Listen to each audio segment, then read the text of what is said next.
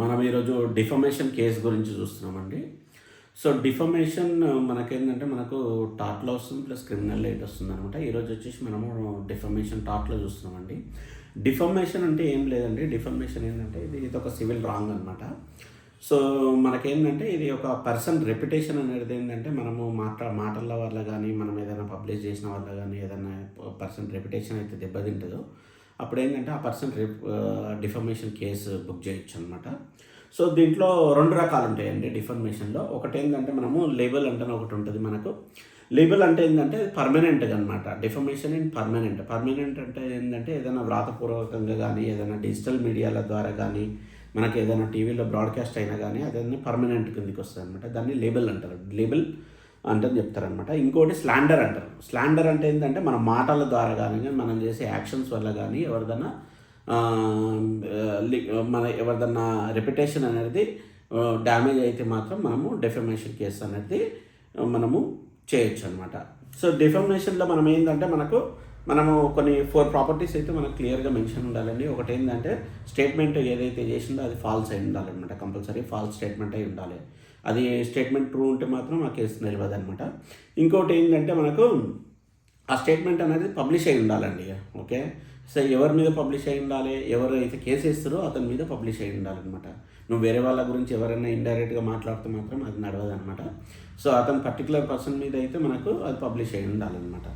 ఇంకోటి ఏంటంటే ఆ స్టేట్మెంట్ ఏదైతే ఉందో అది హార్మ్ఫుల్గా అతని పర్సన్‌కి రెప్యుటేషన్‌కు హార్మ్ఫుల్గా ఉండాలనమాట. అదేదో క్యాజువల్గా మామూలుగా చెప్తే మాత్రం అది నడవదనమాట. ఇంకోటి ఏంటంటే అది ఇంటెన్షనల్‌గా నెగ్లిజెన్సీ వల్ల కంపల్సరీగా ఆ స్టేట్మెంట్ అనేది చేసి ఉండాలనమాట.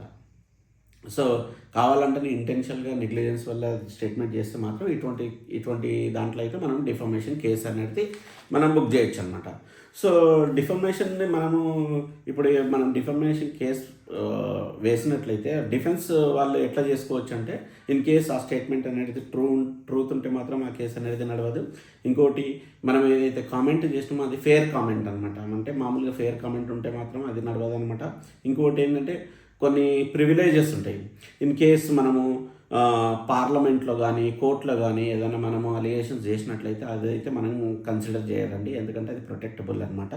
ఇంకోటి ఏంటంటే కన్సెంట్ అనమాట. ఏదన్నా మనం ఎక్కడన్నా మనం ఆల్రెడీ మాట్లాడి ఉంటే అటువంటిది మనం చేసినట్లయితే అటువంటిది అయితే నడవదనమాట. సో, దీనికి వచ్చిన మనకు లా కేసెస్ ఏంటంటే మనకు రామ్ జెఠ్మలాని వర్సెస్ సుబ్రహ్మణ్య స్వామి అంటే కేసు ఉందండి 2006లో.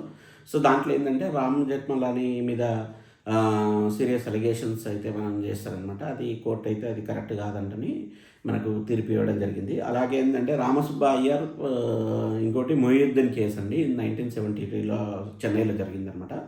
సో, ఇదేంటంటే దాంట్లో కోర్టు నమ్ముతుందండి. ఇది ఫాల్స్ స్టేట్మెంట్ ఇవ్వడం వల్ల అతనికి డ్యామేజ్ రెప్యుటేషన్ అయింది. దానివల్ల ఏంటంటే అతనికి కంపెన్సేషన్ ఇవ్వాలంటని కోర్టు తీర్పిస్తుంది అనమాట. సో, ఈ విధంగా ఏంటంటే మనకు ఎవరన్నా ఫాల్స్ స్టేట్మెంట్ చేసేసి మన మీద ఏదైనా నెగిటివ్గా చేస్తే మాత్రం ఈ ప్రికాషన్స్ తీసుకొని మనం డిఫమేషన్ కేసు అనేది బుక్ చేయొచ్చు. సో, మీకు ఈ వీడియో నచ్చింది అనుకుంటున్నాను. ఇలాగే మనకు మరిన్ని వీడియోల గురించి మీరు ఈ ఛానల్ని చూస్తుండండి. మాకు ఈ అవకాశం ఇచ్చిన నేటి వార్త ఛానల్కు ధన్యవాదాలు. Thank you friends. Thank you so much. Bye.